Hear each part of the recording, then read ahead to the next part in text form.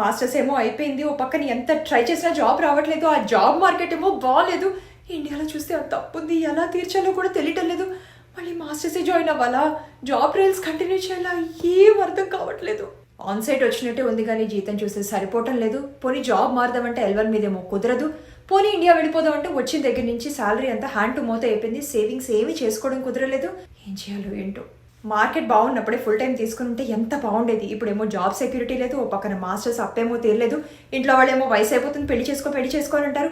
అప్పులు తీరకుండా, సేవింగ్స్ లేకుండా, సెటిల్మెంట్ అవ్వకుండా పెళ్లి చేసుకోవడం ఎలా? బయట చూస్తే H1 వాళ్ళకి జాబ్స్ లేవు. ఈ జాబ్ కూడా ఎన్నాళ్ళు ఉంటుందో తెలియదు. ఓ పక్కన H1 ఎక్స్టెన్షన్ ఏమో దగ్గరికి వచ్చేస్తుంది.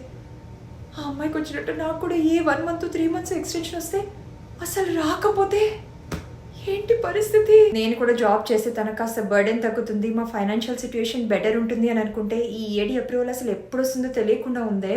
టైంకి ఏడి ఎక్స్టెన్షన్ అవ్వకపోతే నా జాబ్ పోతుంది. అసలే ఇంటి మీద హ్యూజ్ లోన్ ఉంది.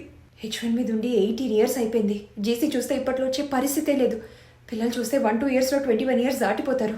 వాళ్ళిద్దరు ఎడ్యుకేషన్కి సంవత్సరానికి 70 to 80K వెంటనే అంటే అసలు ఎక్కడి నుంచి తీసుకొస్తాం, ఏం చేస్తాం, నాకేం అర్థం కావట్లేదు. I want to go back to India. Congratulations, your visa is approved. America my dream land. వచ్చేస్తున్నాను నేను.